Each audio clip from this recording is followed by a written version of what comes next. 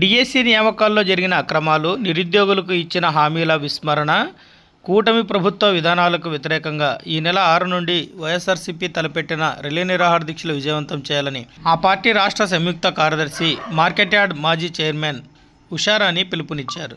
వైఎస్ఆర్సీపీ నియోజకవర్గ ఇన్ఛార్జ్ మెట్టు గోవిందరెడ్డి ఆధ్వర్యంలో రాయదుర్గంలో జరిగిన సన్నాహక సమావేశంలో ఆమె మాట్లాడుతూ, విద్యార్థులు, యువతతో పాటు మహిళలను ఈ ప్రభుత్వం తీరని అన్యాయానికి గురి చేసిందని ధ్వజమెత్తారు.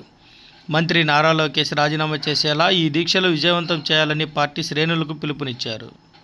6వ తారీఖు నుంచి మన రిలే నిరాహార దీక్షలు స్టార్ట్ అవుతున్నాయి. అంటే మనం ఈడ దీక్ష చేస్తే సామాన్యంగా ఉండకూడదు, అక్కడ లోకేష్ రాజీనామా చేయాల. ఎందుకంటే ఆ రోజు ఢిల్లీలో వాళ్ళు ఎట్లా దీక్ష చేసి అక్కడ నీట్ పరీక్ష లీక్ అయిన దాని వల్ల వాళ్ళు ఎట్లా దీక్ష చేస్తే అక్కడ కేంద్ర మంత్రి ఎట్లా, విద్యాశాఖ మంత్రి ఎట్లా రాజీనామా చేసినారో మనం ఇక్కడ దీక్ష చేస్తే కూడా మన విద్యాశాఖ మంత్రి అట్లా రాజీనామా చేయాలి. అంటే మనం అంతా కలిసి కట్టుగా చేస్తేనే మనం సాధించగలుగుతాం ఏదన్నా కూడా.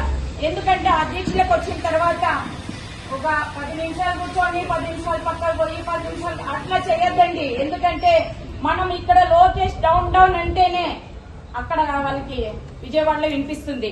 అదే కాకపోకుండా అన్న మేము కూడా ఒకరోజు మహిళలు మా వంతు భాగంగా కూడా మేము కూడా ఆ రోజు పాల్గొంటాం రిలే నిరాహార దీక్షలో.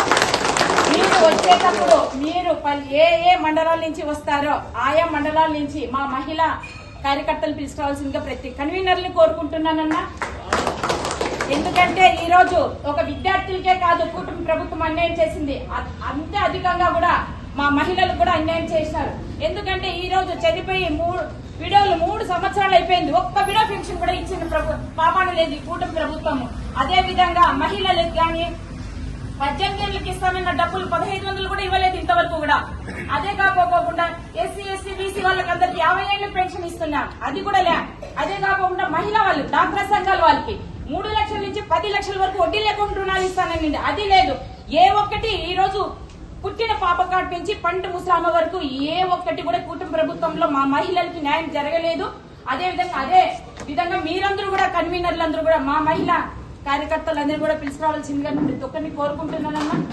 అదే విధంగా దీంట్లో కూడా అత్యధికంగా విద్యార్థులు పాల్గొని వాళ్ళ గొంతుని విజయవాడకి వినిపించే విధంగా విద్యార్థి సంఘ నాయకులు కూడా ఉన్నారు ఇక్కడ.